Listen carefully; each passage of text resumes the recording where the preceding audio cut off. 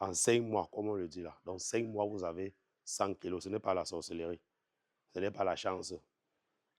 Il faut savoir que l'élevage, c'est la science tout simplement. Ça veut dire que si vous appliquez les normes que nous vous donnons, il est très facile pour vous d'avoir ce résultat et même plus. Voilà. Donc aujourd'hui, le cours est basé sur 100 kilos en 5 mois. Pour avoir 100 kilos en 5 mois, on doit aborder les différents aspects intéressants qui peuvent nous permettre d'avoir ce résultat très rapidement. Voilà. On va commencer par la race. Vous voyez, je vous ai dit la dernière fois que pour avoir 100 kilos en 5 mois, vous devez faire dans l'élevage des porcs de race. Vous devez faire dans l'élevage des porcs de race améliorée. Parce que si vous avez les porcs hybrides ou les porcs de race locale et autres, vous ne pouvez pas avoir ce résultat.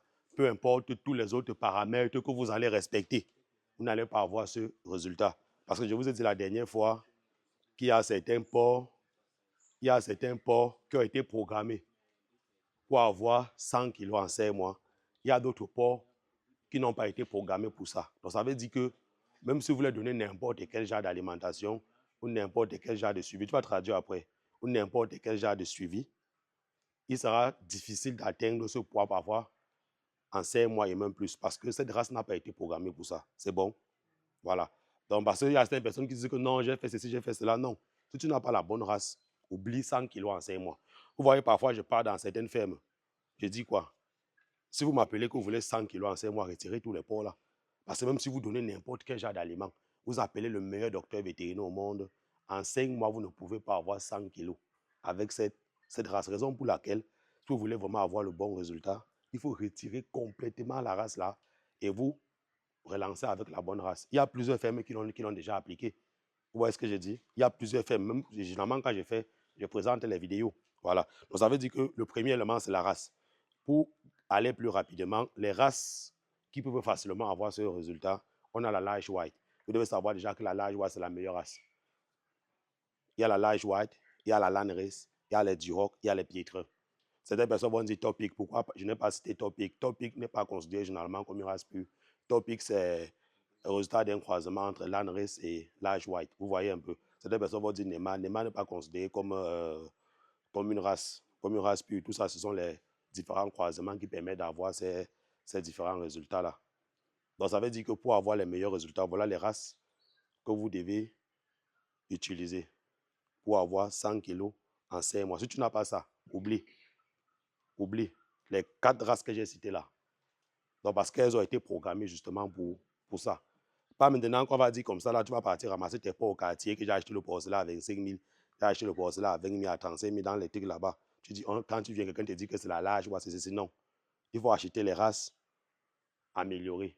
Parce qu'il y a plusieurs personnes au quartier, généralement, qui confondent tout. Vous voyez? Il a son porc, il ne connaît même pas, mais comme il a suivi le cours, une vidéo où on disait que la Large, c'est le meilleur porc. Quand il veut vendre ça à quelqu'un qui veut se lancer dans ça, il dit que c'est la Large White. On a déjà fait le cours sur les différentes races. Et je vais encore revenir sur ça la prochaine fois. Ici, là, l'objectif du cours, c'est 100 kilos en 5 mois. Voilà, on a pris la race. Ça veut dire qu'après la race, l'élément le plus important qui vient, c'est l'alimentation. On se comprend? C'est l'alimentation. Et vous devez savoir que, comme je dis toujours, on formule l'aliment en fonction des besoins de l'animal. C'est bon? On formule l'aliment en fonction des besoins de l'animal. Parce que vous devez savoir que, par exemple, si vous avez un porc en croissance et vous avez un porc en finition et un porc en démarrage, ils n'auront jamais les mêmes formules alimentaires parce qu'ils n'ont pas les mêmes besoins. Un bébé ne peut pas avoir les mêmes besoins qu'un porc, qu'un adulte. On se comprend? Donc, ça veut dire qu'au niveau de l'alimentation, vous devez respecter les formules que l'on vous donne. Je vous ai donné les formules la dernière fois lorsque j'étais à la porcherie. En fonction des différents âges, vous avez ça annoncé sur un format. Je vous ai donné le programme alimentaire qu'avec ces différentes formules, voilà ce qu'il faut donner à tel âge, voilà la quantité qu'il faut donner. Vous avez les formats, non? Pour ceux qui n'ont pas les formats, on va photocopier, on va encore vous donner. Et vous devez savoir que lorsque vous formulez votre aliment porc, je vous ai dit la dernière fois, vous devez mettre l'accent au niveau de la qualité. J'ai précisé ici là que l'aliment du porc doit être fin. Je répète encore, l'aliment du porc doit être fin. Parce que je dis encore que les provendiers, généralement, pour vouloir économiser et gagner beaucoup d'argent, ils ne rendent pas votre aliment porc fin. Parce que j'ai dit, le porc a un estomac très fragile. Je vous ai dit la dernière fois que si on prend un gros porc de pratiquement 70 kg à 80 kg, et on prend un poussin de 21 jours là-bas, l'estomac du poussin de 21 jours là est plus fort que l'estomac du gros porc que vous voyez devant vous là. Donc, raison pour laquelle vous devez veiller à ce que l'aliment de vos porcs soit fin. Et les provendiers, généralement, ce sont les bandits. Ils n'aiment pas généralement faire l'aliment du porc parce que parfois, ça chauffe le moteur et autres. Donc, quand vous venez, ils prennent le tamis démarrage. Ils mettent ça, ils retirent ça une fois, ils mettent le son. Quand le son vient, ça mélange tout le maïs. Si tu n'es pas attentif, tu ne dois pas savoir. Vous voyez, vous devez veiller à ce que si le broyeur mélangeur de votre provendier, si ce n'est pas assez fin, le tamis démarrage, vous lui demandez de broyer votre aliment porc 2 fois. Vous comprenez ce que j'ai dit? On broie l'aliment porc 2 fois. Ce n'est pas que ça passe une fois comme pour le poulet. Parce que je répète encore, l'estomac du poulet, même le petit poussin comme ça, la dépasse, est plus solide et travaille plus que l'estomac du porc. Ça veut tout simplement dire que si je prends une graine de maïs, je divise en 4. Je prends une graine de maïs, je divise en 4. Je donne au poulet et je donne la même graine de maïs au porc. Qu'est-ce qui va se passer après? Je vais venir constater que le poulet ou le poussin de 21 jours de tic là, il a lui broyer ça complètement et il a retiré lui ses sels normalement. Aucune trace de maïs sur ses selles. On se comprend bien. Mais vous allez constater maintenant qu'à la porcherie, le porc, lui, il doit retirer toutes les 4 graines de maïs là. Parce que son estomac n'a pas pu broyer ça.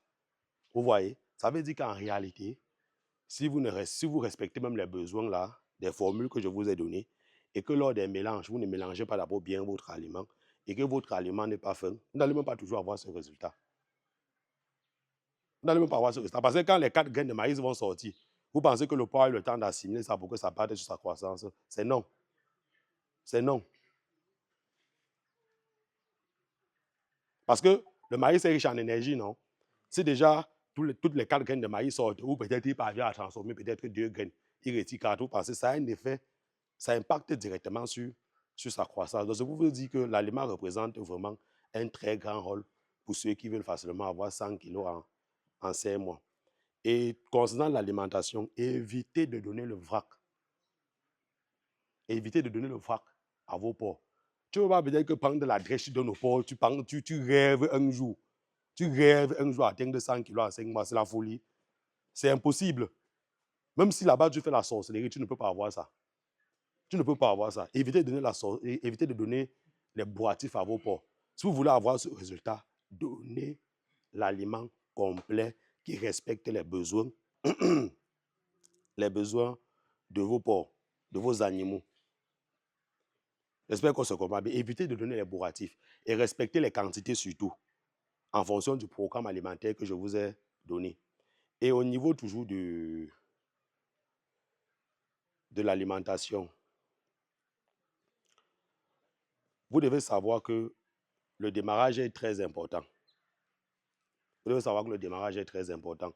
Lorsque vous démarrez mal vos porcelets, il sera difficile pour vous, même si après vous respectez tout le programme que je vous ai donné là. Donc ça veut dire que l'étape cruciale et très délicate, c'est au niveau du démarrage. Si vous démarrez mal, même après là, vous serez seulement en train de faire le rattrapage.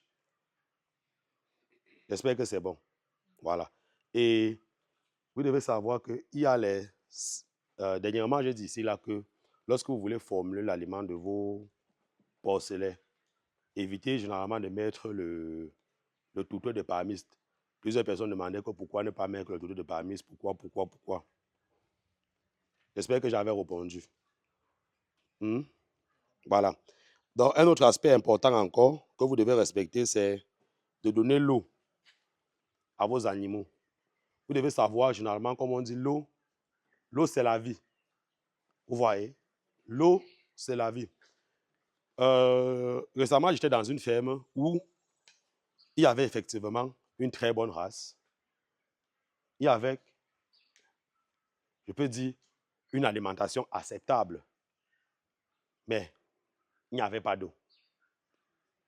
Et quand on arrivait dans cette ferme, le patron lui pensait que c'était la race le problème. C'était le suivi le problème. Donc, il accusait presque tout. Vous voyez? Pourquoi? Parce que dans son programme, il savait que non, avec son investissement qu'il a fait, il était censé normalement avoir 100 kilos en 5 mois. Il oubliait l'élément le plus important, qui était l'eau. L'eau, c'est la vie. Et vous devez prendre la peine de donner une eau propre à vos sujets. Donc, une eau que vous êtes capable de boire. Parce que si vous donnez une eau qui n'est pas saine, qu'est-ce qui va se passer? Ça va encore partir les causer les problèmes. Ça va causer encore les causer. Vous allez encore passer le temps à dépenser votre argent pour soigner les animaux. Je disais que pour avoir une eau propre, vous devez savoir que la meilleure eau vraiment pour vos sujets, il faut faire le forage. Il faut faire le forage. Parce que quand vous faites le forage, vous avez suffisamment d'eau. L'eau que vous avez vous permet de faire quoi? Ça vous permet déjà d'abord,